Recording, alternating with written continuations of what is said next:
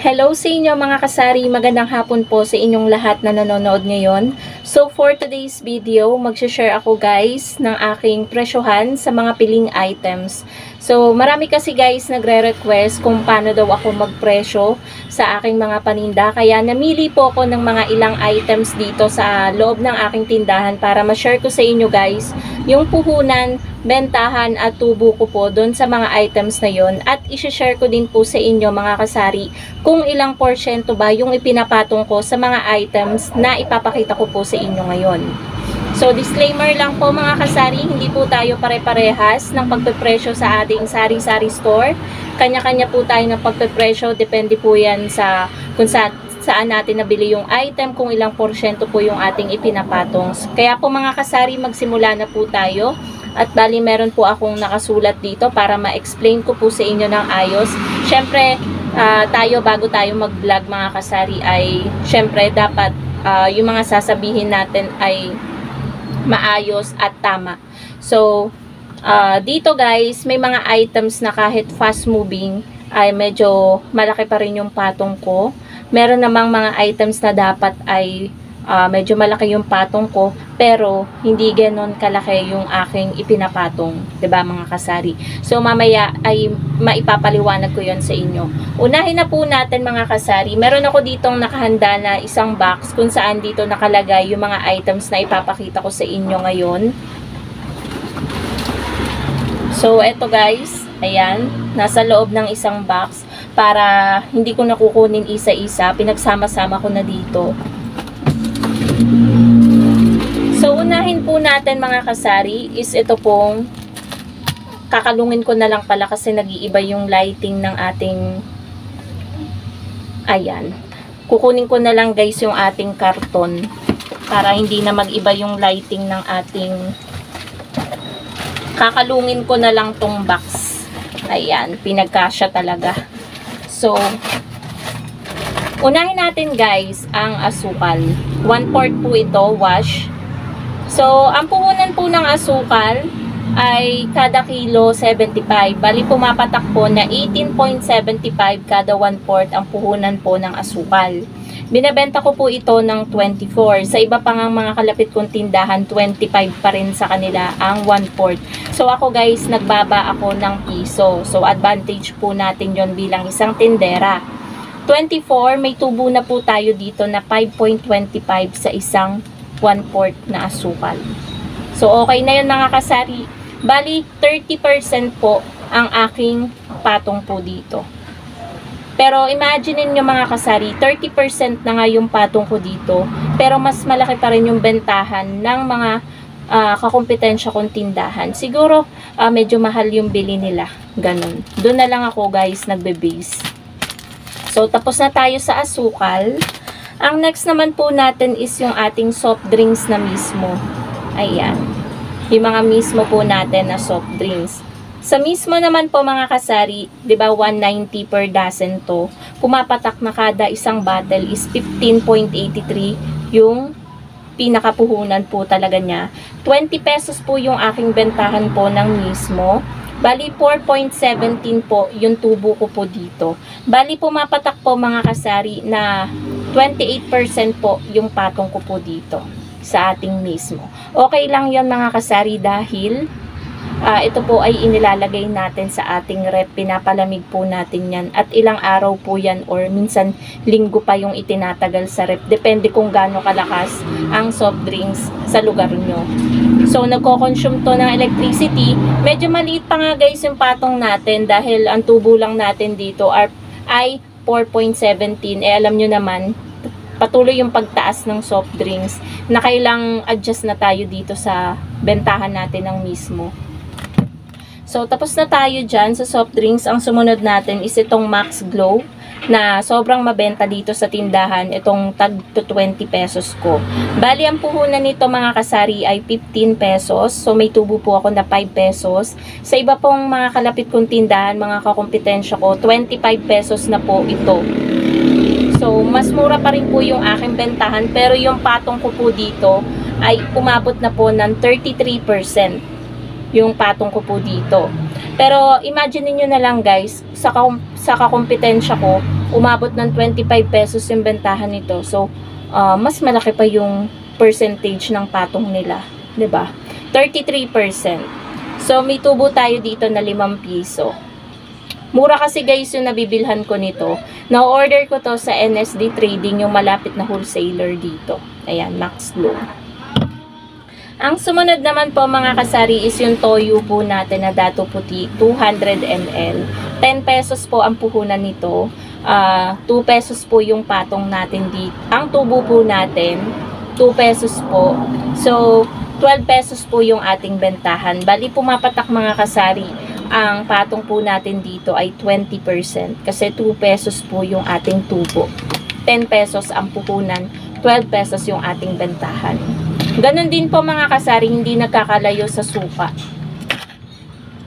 So, ang sumunod naman guys, is yung ating apritada. Ito po yung apritada natin. Bali, pumapatak po to na ang puhunan nito ay 29 pesos. Yung apritada, 32 ang ating bentahan. So, plus 3 lang po tayo dito. Bali, pumapatak po mga kasari na 11% lang po yung patong po natin dito. Buti nga mga kasari umabot ng 11%. So, nasa 10 to 11% yung patong po natin dito. Kasi hindi ko makuha yung pinaka-eksaktong percentage ng patong natin dito. Kaya ginawa ko na lang na 10 to 11%. So, 3 pesos lang guys ang patong ko sa mga delata. Mostly sa mga delata. Pero depende pa rin po sa puhunan. Like sa Pure Foods Corn Beef, napakalaki po ng puhunan yan. Kaya, nagbe-base po talaga ako sa percentage. So, kapag malaki guys yung puhunan, kahit 10% pa man yung ipatong mo, ang laki pa rin ng nagiging, patong natin. So, ang next naman po mga kasari is yung sa swak po natin na Burr brand. Ito guys, sobrang mabenta dito sa tindahan. Bali, pumapatak po ito mga kasari na ng 11 pesos yung puhunan. 13 pesos po ang aking bentahan. So, meron lang po ako ditong 2 pesos na tubo. Bali, pumapatak po na ang percentage ng patong ko dito ay 18% dito po sa swak. Imagine mga kasari, madaming bumibili nito sa akin dahil sa mga iba daw tindahan na kakumpetensya ko, 15 pesos daw or 14 pesos yung bentahan nila nito. So, isa ako sa mababa kasi 13 pesos lang guys. Pero may tubo na po tayo dito na 2 pesos. Swak. Ang next naman po is yung powder po natin na syrup. Ayan. Sa iba guys, ito ay 9 pesos. Ang bentahan ko po nito ay 8 pesos. Ang puhunan na po nito na panibago, ito po ay nag-price increase. 6.37 na po yung puhunan niya. Bali mga kasari, pumatak po na 25% po yung aking tubo po dito. Yung patong ko po. At yung pinakatubo ko naman po dito ay pumatak po na 1.63. Yung pinakatubo ko po dito sa isang powder. So, tapos na tayo guys dito sa ating syrup powder. Ang sumunod naman po is yung ating pong pansit canton. Ito guys, yung maliit lang. 14 po yung puhunan nito. Binebenta ko po siya ng 16. So, meron po akong tubo na 2 pesos. Bali, yung patong ko po dito ay 14% sa isang pansit canton. Ang pansit canton dito guys, may time na mabenta, may time na hindi mabenta. Sakto lang, ganun. So, ang sumunod naman po is yung ating pong isang kaha ng Camel. Yun. Ito yung pinaka mabenta dito na sigarilyo. Ang pinakapuhunan po nito per kaha is 106.6.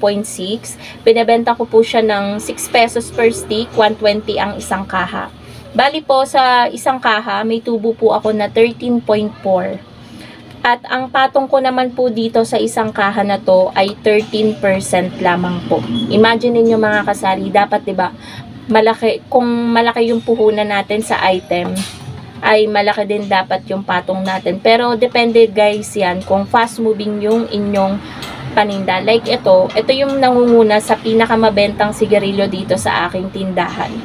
Siguro kapag sobrang mabenta, nakakaubos ako nito ng mga 6 na kaha guys sa isang araw. Pero kapag sakto lang, siguro mga 2 hanggang 3 kaha sa isang araw, ganun. So, ayan po siya.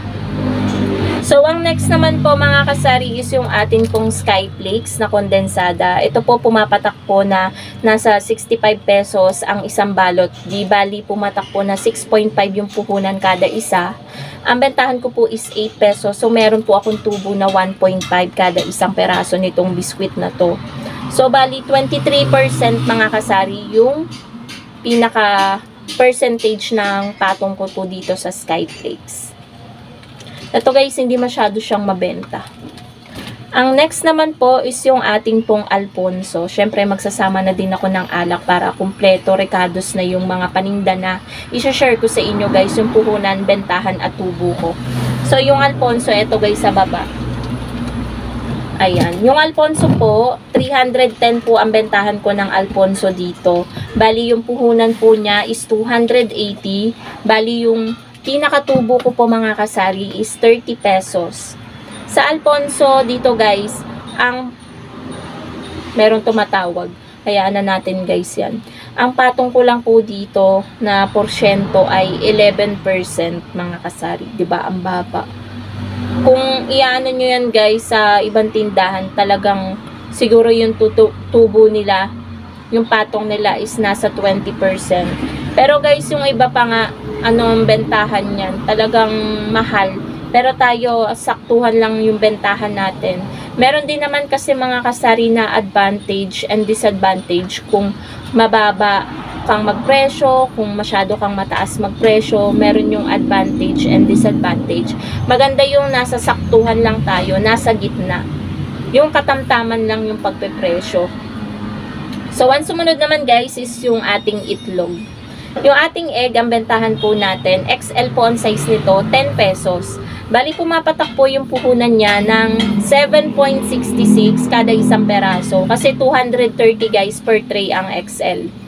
So, 2.34 po ang tinutubo ko kada isang peraso dito sa ating itlog. Bali, ang pinaka porsyento po ng patong ko dito ay nasa 31%. 31%. Ito guys, inaanuhan ko pa to, tinataningan ko pa kapag bumaba pa siya ng isang beses, gagawin ko ng 9 pesos na lang yung bentahan ko nito. Ilang weeks na guys hindi nagbababa, kaya maintain pa rin tayo sa 10 pesos. Bali yung tubo natin dito guys, nasa 2 pesos mahigit. And yung huli naman guys is yung ating tuyo. Ayan, isinama ko yung tuyo guys dahil hindi din nawawala sa isang araw na walang bumibili nito. Yung puhunan nito guys ay 8.33 kasi sa isang haba, dalawa lang yung labis. Ang kuha ko 100 pesos. So 8.33 yung puhunan na isang balot, 10 lang yung aking bentahan, 3 peraso yung laman niya. Kapag maliliit, minsan 4 yung laman niya. So 1.67 guys yung tubo ko dito. Bali pumapatak na ang patong ko dito ay nasa 20% sa isang balot ng tuyo.